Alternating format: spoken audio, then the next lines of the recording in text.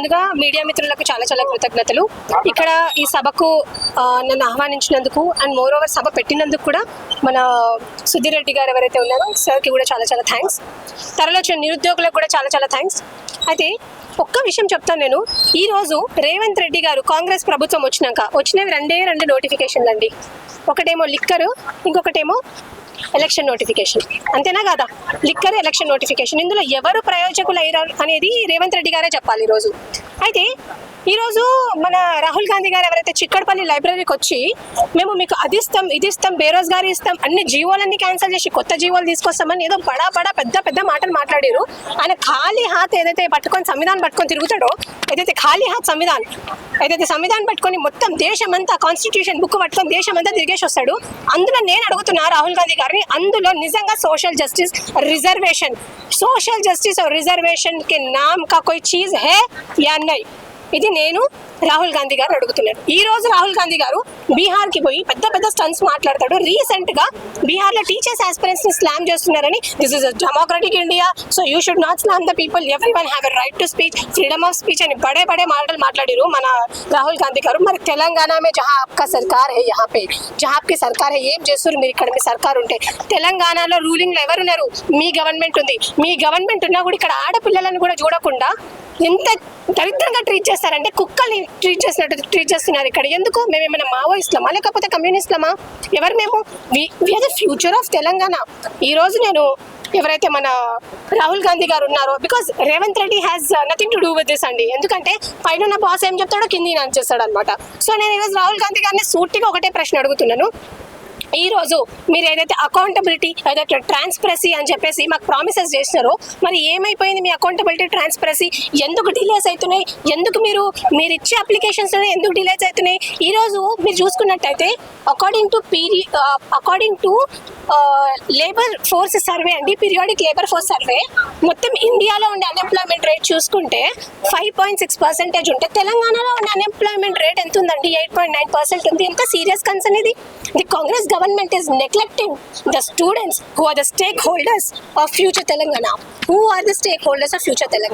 ఈరోజు unemployed aspirants, ఈరోజు ఎవరైతే స్టూడెంట్స్ ఉన్నారో వీళ్ళు లేకపోతే తెలంగాణ ఎప్పటికీ సాధించకపోయే వాళ్ళము. ఎంతకైనా వాళ్ళ సాక్రిఫైసెస్, ఏవైతే వాళ్ళ కమిట్మెంట్ ఉందో దానికి ఎంతకైనా ఈరోజు న్యాయం జరగాలని కోరుకుంటున్నాను. ఈరోజు మా రేవంత్ రెడ్డి గారు అంటారు నేను 60,000 ఉద్యోగాలు ఇచ్చిన అంటారు. సరే సార్, మీరు 60,000 ఉద్యోగాలే ఇచ్చినారు, మరి మిగతా 140,000 ఉద్యోగాలు ఎవరికి ఇచ్చారు? ఈ రోజు నన్ను అర్థంగా కొయ్యండి, నిలువునా కొయ్యండి, నాతో అసలు రెవెన్యూ లేదని చెప్తున్నారు. నేను ఒకటి అడుగుతాను, ఈరోజు ఒక హెల్త్ స్కీమ్ అని ఒకటి తీసుకొని వచ్చారండి. ఎవరికి? ఎంప్లాయీస్కి తీసుకొని వచ్చారు. హెల్త్ స్కీమ్ అని తీసుకొచ్చారు రేవంత్ రెడ్డి గారు. నేను ఒకటే ప్రశ్న అడుగుతున్నాను, మీరు ఎటువంటి గైడ్ లైన్స్ లేకుండా 1.5% ఎట్లాగా వాళ్ళ అకౌంట్ నుంచి డిడక్ట్ చేస్తారు? ఎటువంటి గైడ్ లైన్స్ లేకుండా ఆల్రెడీ పోలీస్ కానిస్టేబుల్స్కి ఎవరైతే ఎంప్లాయీస్ ఉన్నారో వాళ్ళకు ఆరోగ్య భద్రత అనేది ఒకటి ఉంది. మరి ఆరోగ్య భద్రతలో డిడక్ట్ చేస్తారు, ఇందులో కూడా డిడక్ట్ చేస్తారు. ఈ పైసలన్నీ ఎక్కడ పోతున్నాయి?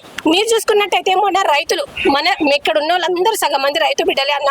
మీరు చూసినట్టయితే అసలు రెక్కాడితే కానీ డొక్కాడదని అంటారు కదా. ఇక్కడ ఉన్న రైతు బిడ్డలు ఎంత నష్టపోతున్నారు, ఎంత సఫర్ అవుతున్నారంటే ఈరోజు రేవంత్ రెడ్డి గారు అంటారు నేను సన్న బియ్యం ఇస్తున్నా అంటే నువ్వు వాళ్ళకి నా తల్లిదండ్రులకు నువ్వు సన్న బియ్యం ఇచ్చి ఇక్కడ మమ్మల్ని పస్తులు ఉంచితే ఏం లాభం?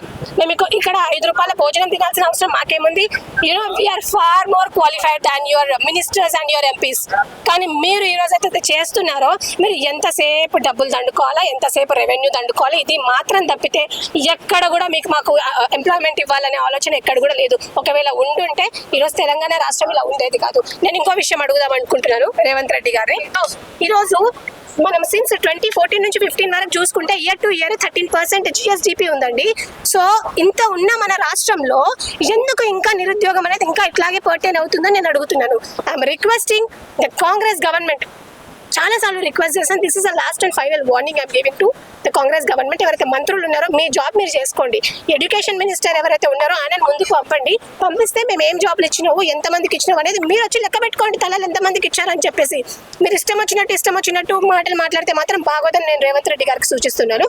And one last thing, what I want to request the government is, ఏవైతే 2 లక్షల జాబ్లు మీరు manifesto, you treat manifesto as your భగవాన్, రైట్? సో మీ మేనిఫెస్టో అయితే మీ భగవాన్ మేనిఫెస్టోలో ఉందో, I'm requesting the government to uphold on those promises. ఏవైతే మీరు రాష్ట్రాన్ని కల్లోలం చేస్తున్నారో గుర్తుపెట్టుకోవాలి రేవంత్ రెడ్డి గారు. మళ్ళీ ఎలక్షన్స్ వస్తాయి, అప్పుడు మేము మీకు ఓట్లు వేస్తేనే మీరు గెలుస్తారని చెప్పేసి నేను ఇక్కడ నుంచి వార్న్ చేస్తున్నాను.